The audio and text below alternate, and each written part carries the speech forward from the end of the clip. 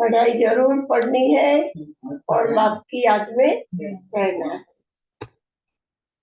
समय पर सब काम करने में कल्याण है।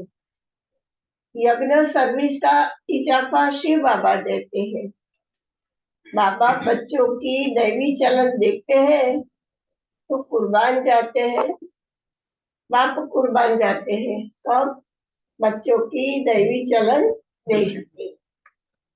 तुम बच्चे इस पढ़ाई से इतनी ऊंची कमाई करते हो, तुम पद्मा पद्मपति बनते हो। बाबा तुम्हें कितना धनवान बनाते हैं। बाप तुमको अखूट खजाने में ऐसा वजन करते हैं जो 21 जन्म साथ रहेगा। वहां दुख का नाम नहीं, कभी अकाले मृत्यु नहीं होगा। मौत से कभी डरेंगे नहीं। यहाँ कितना डरते हैं, रोते हैं। हम किसी को भी कहते हैं कि मरना है तो क्या कहेंगे, नहीं मरना है ना? मुझे नहीं मरना है तुम मरो। हाँ, मुझे नहीं मरना है तुम मरो। हाँ, तुमको तो खुशी है यह पुराना शरीर छोड़ जाए, नई दुनिया में प्रिंस बनेंगे।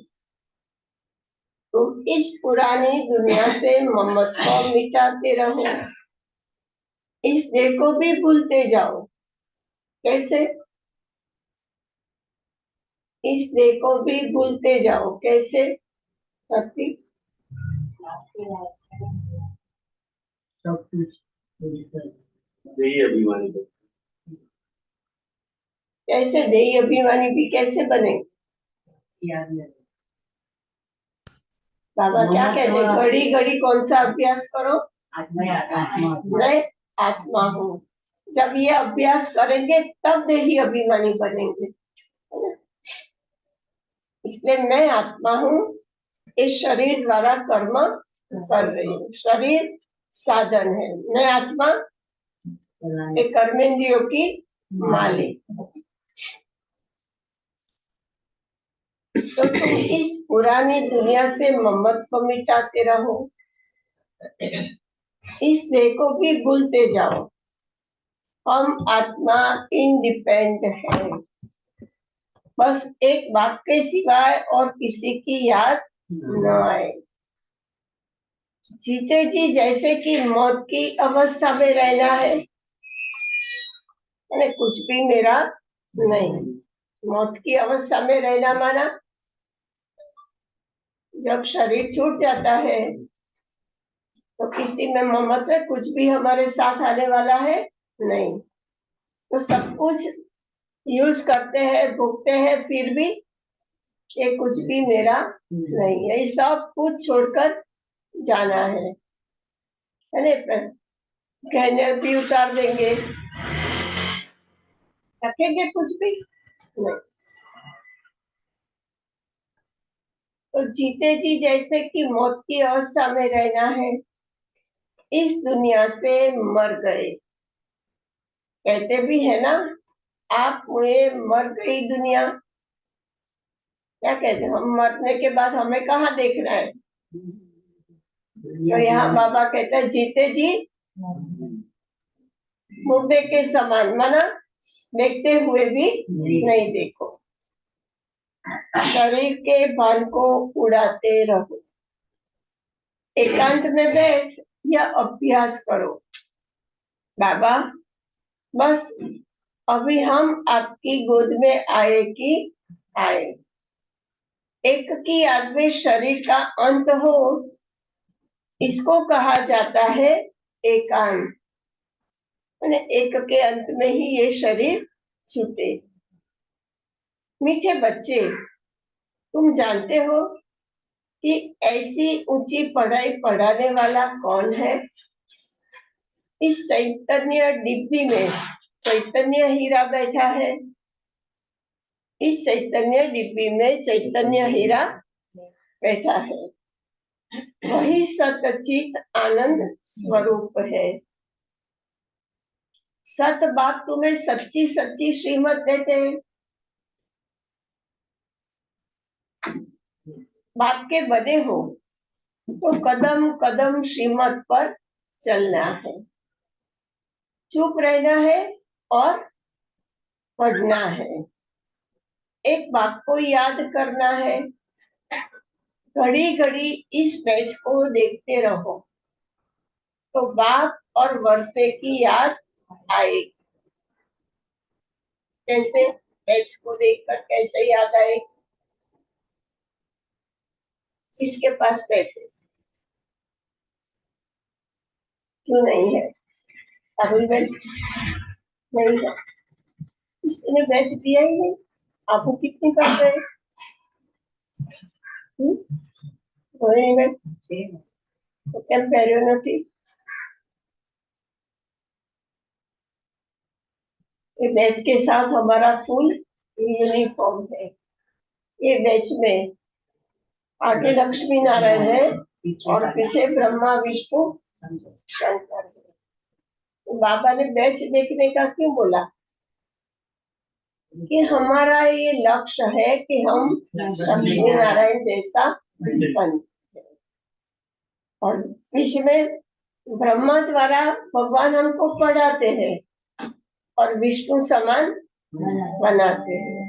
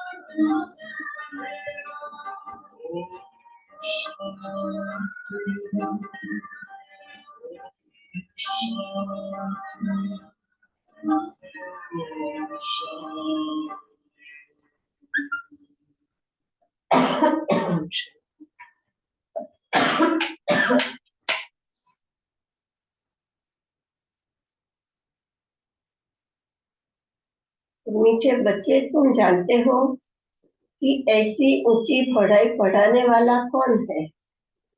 इस चैतन्य लिपि में चैतन्य हीरा बैठा है, वही सतचित आनंद स्वरूप है।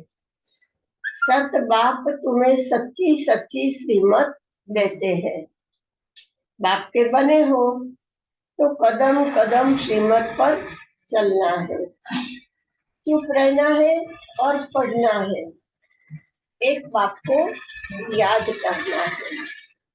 घड़ी घड़ी इस मैच को देखते रहो तो बाप और वर्षे की याद आएगी। याद से ही तुम जैसे सारे विश्व को शांति का दान देते हो। हर एक बच्चे को अपनी प्रजा भी बनानी है, हर एक बच्चे को अपनी प्रजा भी बनानी है। कैसे बनाएंगे? ज्ञान दान करके। कितने को किया? दो बनेंगे तो दो प्रजा में आएंगे? नहीं तो क्या करना है? अपनी प्रजा कैसे बनाएंगे? धरती में कैसे बनाएंगे? राजा बनू है तो पहले प्रजा बनानी पड़ेगी।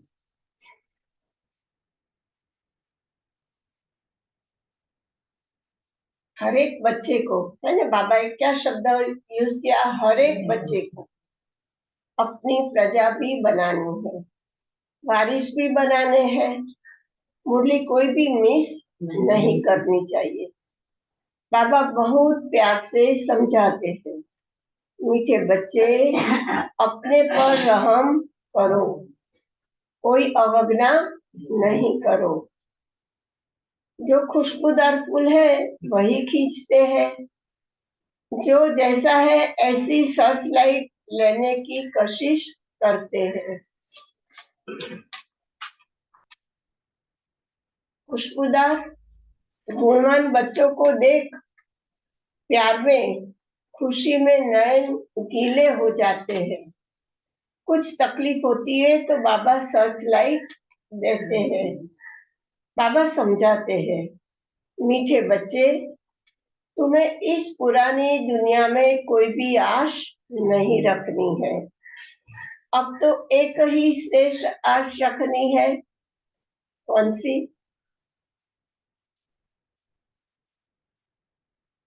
कौन सी श्रेष्ठ आश रखनी है? हम हम तो चले सुखदान। स्वर्ग में जाने का किसको अच्छा नहीं लगेगा? अज्ञानी लोग भी कहते हैं भगवान हमें स्वर्ग में ले चलो। कहाँ भी ठहरना नहीं है, देखना नहीं है, आगे बढ़ते जाना है, माना साइड सीन में फंसना नहीं है। एक तरफ ही देखते रहो तब ही अचल अडोल स्थिर अवस्था रहेगी। अब यह दुनिया खत्म होनी ही है, इसकी बहुत सीरियस हालत है। इसकी किसकी सीरियस हालत है? इस दुनिया की। इस समय सबसे अधिक गुस्सा प्रकृति को आता है, इसलिए सब खलास कर देगी। तुम जानते हो यह प्रकृति अभी अपना गुस्सा जोर दिखाएगी। देखते हैं कहीं भूकंप है, कहीं बारिश है, तो जंगलों में आग भी लगी है, सारी पुरानी दुनिया को डुबो देगी। अर्थक्वेक में मकान आदि सब गिर पड़ेंगे, अनेक प्रकार से मौत होंगे। यह सब ड्रामा का प्लान बना हुआ है, इसमें दोष किसी का भी नहीं है। अरे प्रकृति उथल पाथल करेगी तो किसको दोष देंगे? किसी को भी नहीं। विनाश तो होना ही है।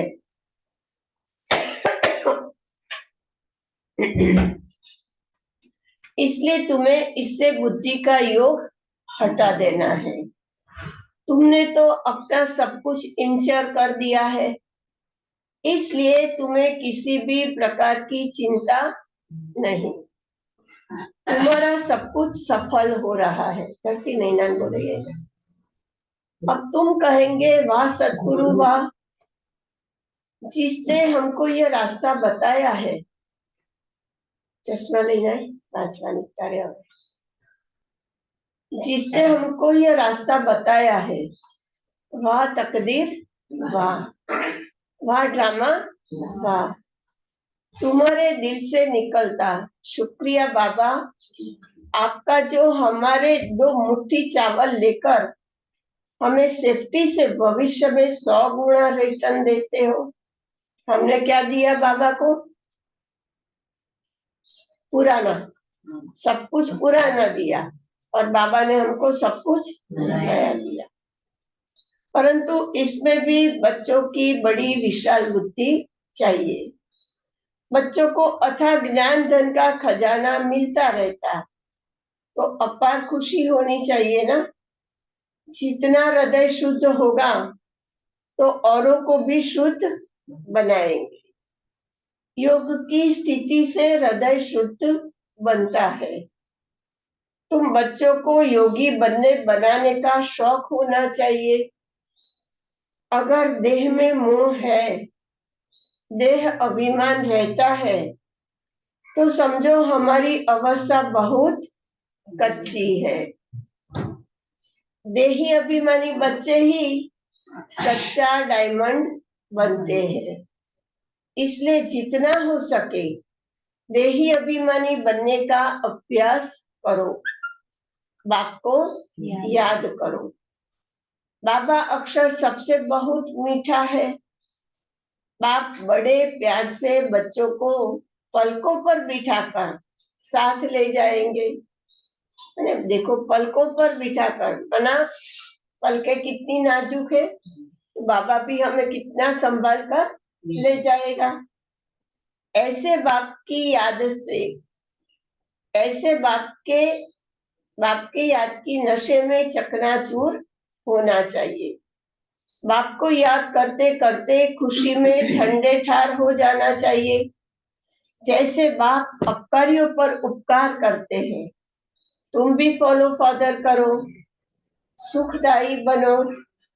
बाप की दिल अंदर बच्चों को सदा सुखी बनाने की इतनी फर्स्ट क्लास आश रहती है कि बच्चे लायक बन स्वर्ग के मालिक बने।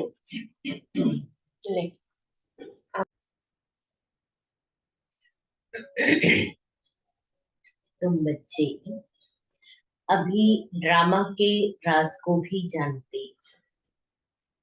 बाप तुम्हें निराकारी, आकारी और साकारी दुनिया का सब समाचार सुनाते हैं। इसलिए दुनिया के कोई समाचार हमें सुनने की आवश्यकता नहीं है। आत्मा कहती है, अभी हम पुरुषार्थ कर रहे हैं नई दुनिया में जाने के लिए। हम स्वर्ग में चलने लायक जरूर बनेंगे। हम आत्माएं ऐसा पुरुषार्थ कर रहे हैं जो हमें भी अपने में निश्चय है, और बाबा को भी हमारे में निश्चय है कि हम नई दुनिया स्वर्ग के मालिक बनेंगे, अपना और दूसरों का कल्याण करेंगे। अच्छा, बाबा कहता, अच्छा। बाप मीठे बच्चों को समझाते, मीठे बच्चों को समझाते। तो हम कितने मीठे हैं।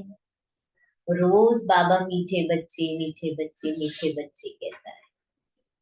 कभी भी बाबा ने कहा हम माने नहीं माने, करे नहीं करे, लेकिन बाबा रोज प्यार से कहता मीठे बच्चे। तो अभी हम भी तो मीठे बच्चे बनेंगे ना, बनेंगे। बाबा रोज मीठा मीठा मीठा मीठा कहता है, तो हमें भी तो मीठा बनना है पारुल बेन। अगर वो मीठा मीठा कहता है तो मीठा बनना। बाप दुख हरता सुख करता है, तो बच्चों को भी सबको सुख देना है। मैं मन से, वाणी से और कर्म से सुख दूं। ब्रह्मा बाबा के लिए कभी कभी भी किसी ने ऐसा कहा कि बाबा का ये संस्कार था? कभी भी। और हमारे लिए कोई कहे कि ये आत्मा का तो संस्कार ही ऐसा है, स्वभाव ही ऐसा है, तो कैसे अपने को बुरा लगना चाहिए ना। नहीं तो मुझे कौन कहेगा कि मैं बाबा का बच्चा हूँ। इसलिए बाबा कहता है, बाबा दुख हरता सुख करता है, तो मुझ आत्मा को भी सबको सुख देना है। बाप का राइट हैंड बनना है। अब मंथन करना और लिखना कि बाप का राइट हैंड किसको कहा जाता है, और राइट हैंड बच्चों की निशानी क्या है, क्या क्वालिटी। जैसे बाबा मुरली में बहुत बार ऑलराउंडर शब्द की ऑलराउंड सर्विस करनी है, तो ऑलराउंडर दादी जी को ये संकल्प आया कि मुझे ऑलराउंडर बनना है। तो बाबा को पूछा, बाबा ऑलराउंडर किसको कहते हैं और कैसे बन सकते हैं? तो मंथन किया और वो क्वालिटी को धारण किया। बाबा ने उनका नाम दे दिया ऑलराउंडर। तभी मैं भी बाबा का राइट हैंड बच्चा था। तो राइट हैंड बच्चे की निशानी क्या है, कौन सी क्वालिटी होगी जिसको हम बाबा का राइट हैंड कहेंगे? ऐसे बच्चे ही बाप को प्रिय लगते हैं।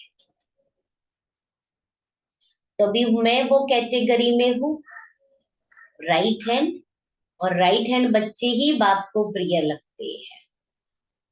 शुभ कार्य में राइट हाथ को ही लगाते हैं। बाबा देखो, बाबा निशानी भी बता रहा है। तो बाप कहते हैं हर बात में राइटियस, कोई भी शुभ कार्य में राइट हैंड से ही करते हैं। तो अभी बाबा शुभ कार्य कर रहा है, तो मुझे भी हर कार्य में बाबा का राइट हैंड बनना है।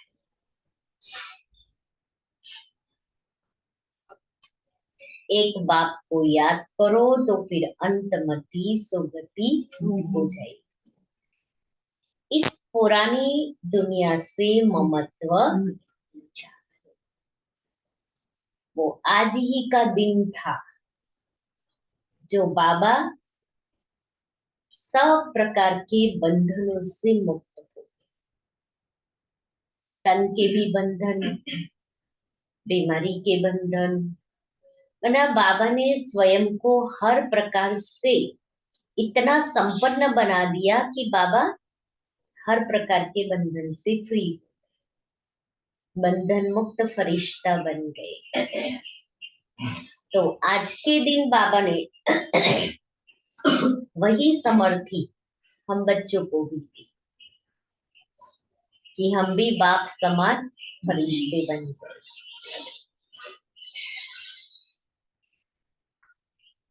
यह तो कब्रिस्तान है, धंधे धूरी बच्चों आदि के चिंतन में मरे तो क्या होगा? धंधे धूरी बच्चों आदि के चिंतन में अगर आत्मा ने शरीर छोड़ दिया तो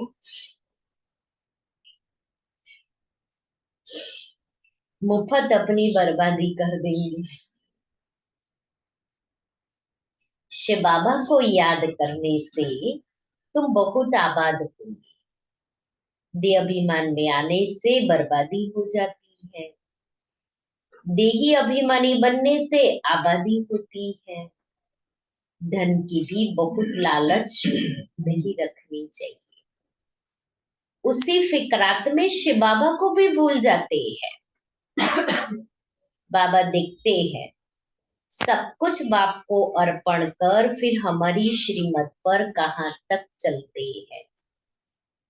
शुरू शुरू में बाप ने भी ट्रस्टी को दिखाया ना, पहला पहला बाबा ही सब बातों में हम सब के सामने एग्जाम्पल बने। सब कुछ ईश्वर अर्पण कर खुद ट्रस्टी बन गया। बस ईश्वर के काम में ही लगाना है गृहस्थ जीवन में रहने वालों को लिए कितना बड़ा एग्जाम्पल बाबा है। इतनी हिम्मत चाहिए जो ब्रह्मा बाबा ने की। यहाँ तो क्या करेंगे, बच्चों के लिए भी सारी सेटिंग करके जाएंगे। आपके लिए किसी ने नहीं की थी, लेकिन आपने कमाया ना, कमाया ना, अच्छे से जिंदगी जी रहे हैं ना। फिर बच्चों के लिए भी हम कहाँ देखने जाने वाले। इसलिए बाबा ने कहा ना कि ब्रह्मा बाबा ने, शिव बाबा ने कहा और किया। शिव बाबा ने कहा इस तन को सेवा में लगाना है। बाबा ने तन शिव बाबा के अनुसार चलाया, शिव बाबा की आज्ञा अनुसार। शिव बाबा ने कहा धन सारा समर्पित कर दो। बाबा ने बहनों का ट्रस्ट बना करके सब कुछ समर्पित कर दिया। और फिर मन भी शिव बाबा की श्रीमत पर चलाया। अपने लिए मना, अपने हिसाब से नहीं चलाया। क्या करो, मेरे अंदर तो संकल्प आ जाते हैं ना। बाबा ने संकल्पों को भी शिव बाबा की आज्ञा अनुसार चलाया। विघ्नों से कभी डरना नहीं चाहिए।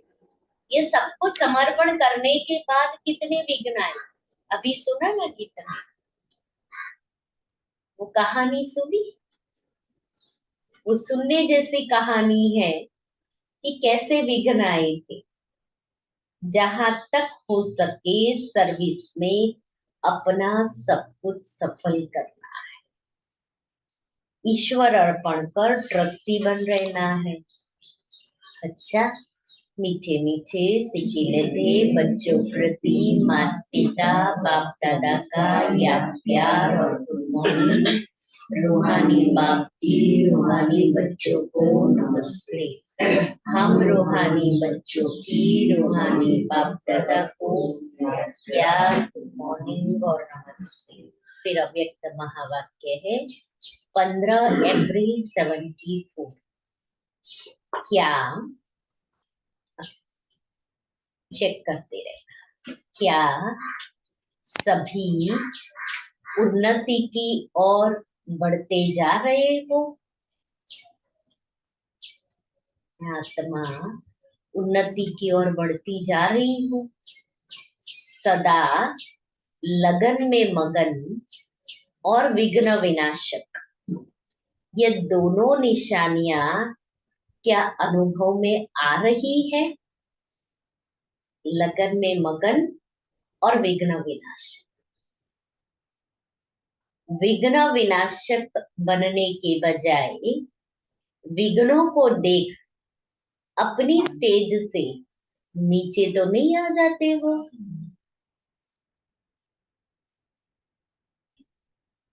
क्या अनेक प्रकार के आए हुए तूफान आपकी बुद्धि में तूफान तो पैदा नहीं करते हैं? जैसे कोई के द्वारा तोहफा मिलता है तो बुद्धि में हलचल नहीं होती है, बल्कि उल्लास होता है। इसी प्रकार आए हुए तूफान उल्लास बढ़ाते हैं या हलचल बढ़ाते हैं?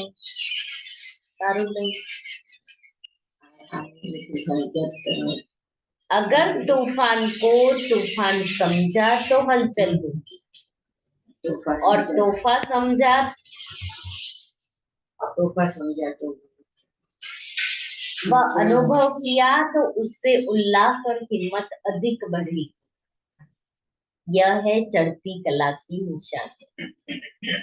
घबराने के बजाय गहराई में जाकर अनुभव के नए नए रत्न इन परीक्षाओं के सागर से प्राप्त करेंगे, क्योंकि हलचल के अंदर रतन समाये हुए होते हैं। सागर में होता है ना, ऊपर में हलचल, नीचे तले में जाओ तो रतन।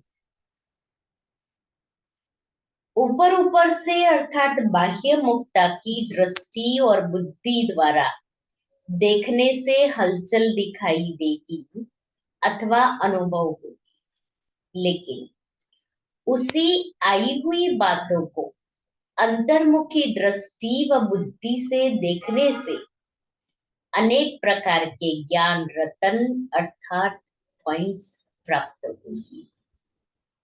अगर कोई भी बात को देखते या सुनते हुए आश्चर्य अनुभव होता है तो यह भी फाइनल स्टेज नहीं।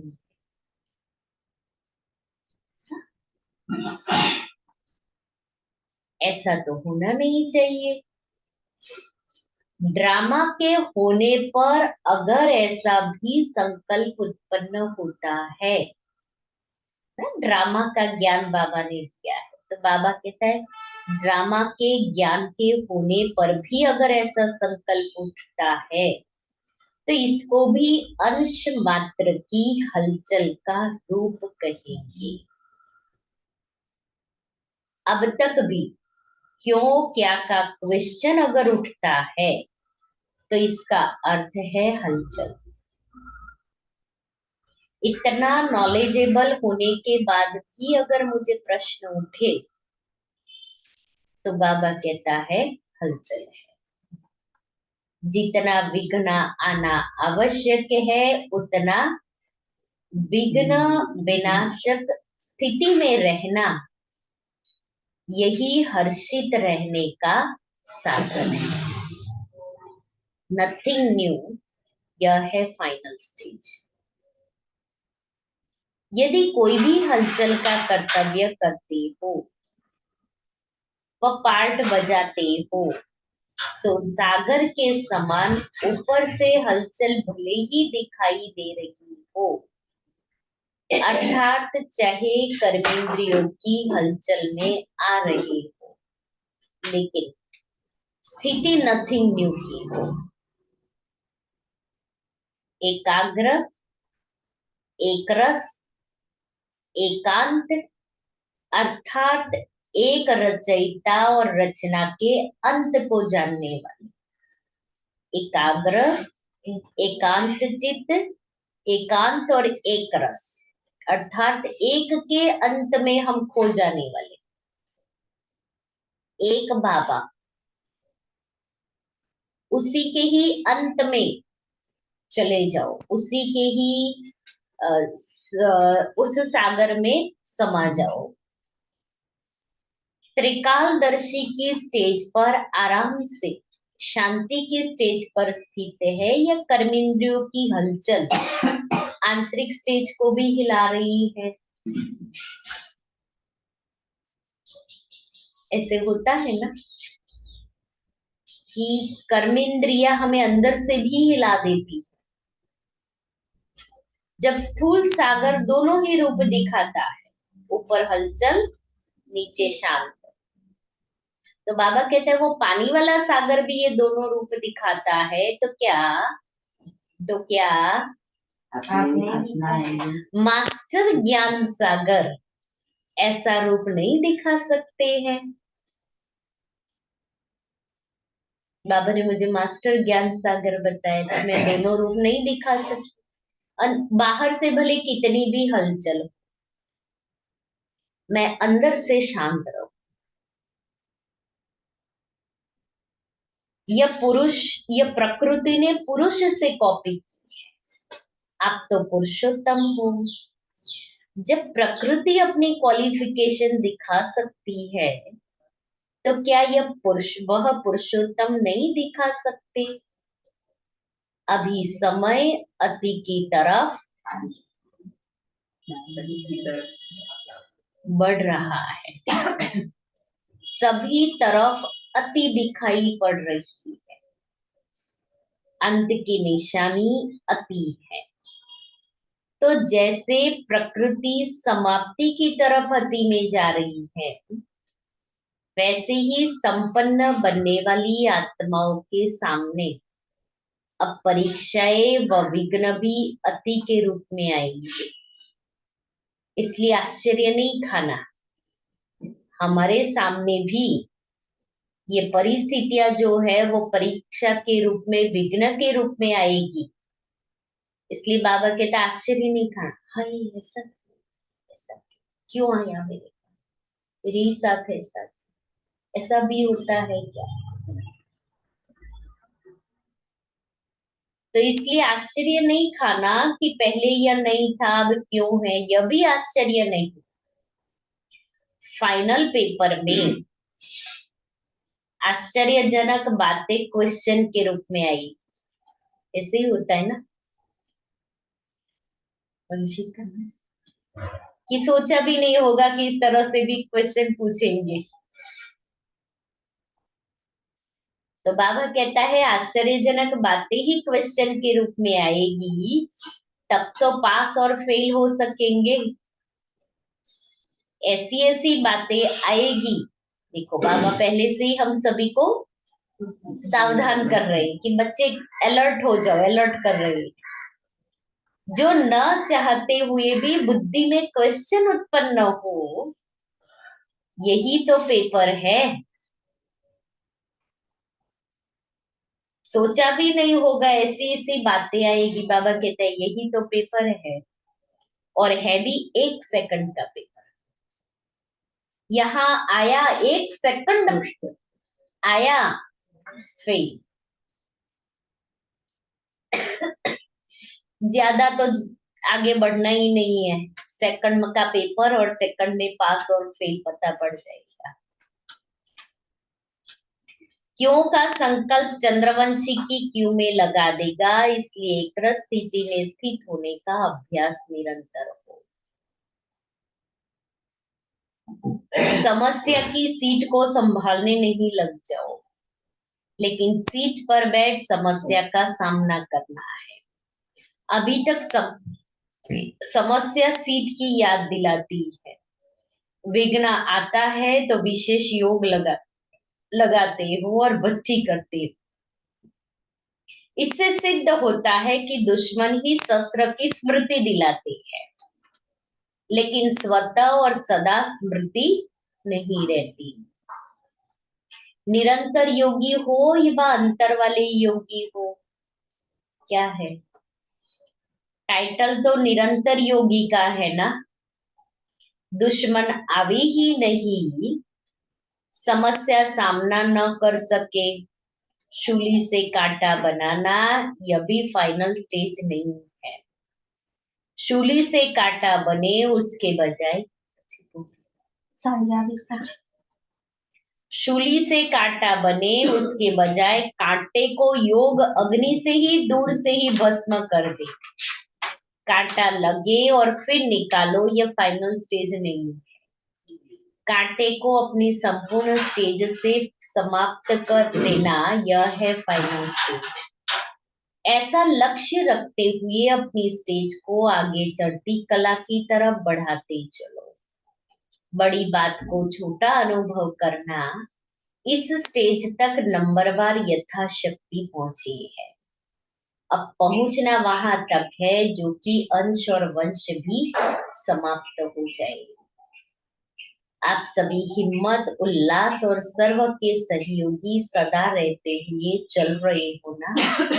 कलयुगी दुनिया को समाप्त करने के लिए व परिवर्तन करने के लिए, माया को विदाई देने के लिए संगठन अर्थात घेराव डाला हुआ है। मजबूत घेराव डाला हुआ है या बीच बीच में कोई ढीले हो जाते हैं अथवा थक जाते हैं या चलते चलते रुक जाते हैं। न आगे बढ़ना न पीछे हटना, जैसे के वैसे रहना, यह पाठ तो पक्का नहीं करते हो ना। समय धक्का लगाएगा तो चल पड़ेंगे। ऐसा सोचकर जहां के तहां रुक नहीं गए हो ना, किसी के किसी प्रकार के सहारे का इंतजार करते हुए खड़े तो नहीं हो गए ना कि कोई आए मेरा हाथ पकड़े और फिर मुझे आगे ले जाए। ऐसी स्टेज वालों को क्या कहेंगे? क्या इसको ही अंगद की स्टेज समझते हो? अगर ऐसे रुक गए तो फिर लास्ट वाले फास्ट चले जाएंगे, बाद में आए हुए आगे चले जाएंगे और वो वहां के वहां रहेंगे। क्या इसको ही अंगद की स्टेज समझते हो? अगर ऐसे जब भी पहाड़ों पर बर्फ गिरती है और जम जाती है तो रास्ते रुक जाते हैं, फिर उस बर्फ को गलाने के लिए व उसे हटाने के लिए पुरुषार्थ करते हैं। यहाँ भी अगर बर्फ के माफिक जम जाते हो तो इससे सिद्ध होता है कि योग अग्नि की कमी है। योग अग्नि को तेज करो तो रास्ता क्लियर हो जाएगा। मिली हुई हिम्मत और उल्लास के पॉइंट्स बुद्धि में दौड़ाओ तो रास्ता क्लियर हो जाएगा। पुरुषार्थ की गति में अंगद बनो, माया से हार खाने में अंगद नहीं बनो, बल्कि विजयी बनने के लिए अंगद बनो। अच्छा, ऊंचते ऊंच बाप द्वारा पालना लेने वाले, विश्व की पालना करने वाले विष्णु कुल की श्रेष्ठ आत्माएं, प्रकृति को परिवर्तन करने वाली पुरुषोत्तम आत्माएं, विश्व के आगे साक्षात्कार मूर्त प्रसिद्ध होने वाली आत्माएं, योगी तो आत्माओं के प्रति बाप दादा का याद प्यार और गुड मॉर्निंग। फिर वरदान है, सेवा में रहते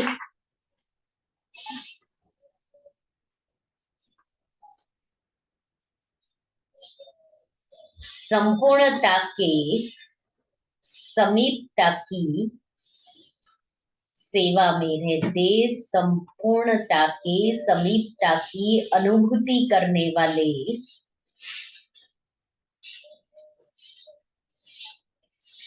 ब्रह्मा बाप समान एग्जाम्पल भव।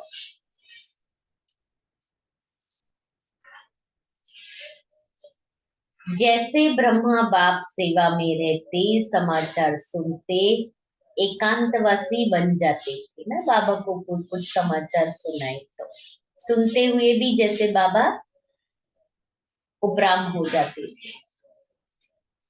1 घंटे के समाचार को 5 मिनट में सार समझ बच्चों को खुश करके अपनी एक अंतर्मुखी एकांतवासी स्थिति का अनुभव करा देते थे। ऐसे फॉलो फादर करो। ब्रह्मा बाप ने कभी नहीं कहा कि मैं बहुत बिजी हूँ, मुझे योग का टाइम नहीं मिलता, लेकिन बच्चों के आगे एग्जाम्पल बने। ऐसे समय प्रमाण अभी इस अभ्यास की आवश्यकता है। दिल की लगन हो तो समय निकल आएगा और अनेकों के लिए एग्जाम्पल बन जाएंगे।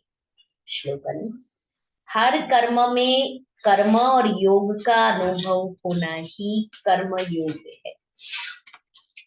हर कर्म में कर्म और योग का अनुभव होना ही कर्म योग है। और आज का स्वमान है, मैं बाप समान लाइफ हूँ। उसकी डिटेल, सदा यही लक्ष्य याद रहे कि हमें बाप समान बनना है। तो जैसे बाप लाइट है वैसे डबल लाइट, आज में डबल लाइट। औरों को देखते हो तो कमजोर होते हो, इसलिए सी फादर फॉलो फादर करो। एक तो डबल लाइट माना मैं आत्मा लाइट हूँ, और दूसरा मुझे दूसरों को भी लाइट स्वरूप देखना है, और तीसरा लाइट माना मैं मन से भी लाइट हल्का। उड़ती कला का श्रेष्ठ साधन सिर्फ एक शब्द है, सब कुछ तेरा। मेरा शब्द बदल तेरा कर दो, तेरा हूं तो आत्मा लाइट है। और जब सब कुछ तेरा है तो लाइट बन गए, मना हल्के बन गए। ब्रह्मा बाप की विशेषता, आत्मिक स्मृति और दृष्टि। मैं आत्मा हूँ और सामने वाला भी आत्मा है। इसका सारा दिन अभ्यास और चिंतन और अनुभूति। इसलिए आज बाप समान लाइट स्वरूप बनना है, पंगत के समान बनना है। आज सारे दिन का प्रोग्राम अभी सभी को योग के बाद 5 मिनट याद करेंगे, फिर भोग मिलेगा दूध फल का। और 9 बजे से 11:30 बजे तक बाबा के कमरे में योग करेंगे। और शाम को 4:30 से 6:30 बजे तक बाबा के कमरे में योग रहेगा। 6:30 बजे ऑनलाइन बाबा की मुरली सुनेंगे, बाबा की पधरामणी होगी। 8 बजे तक वो चलेगा।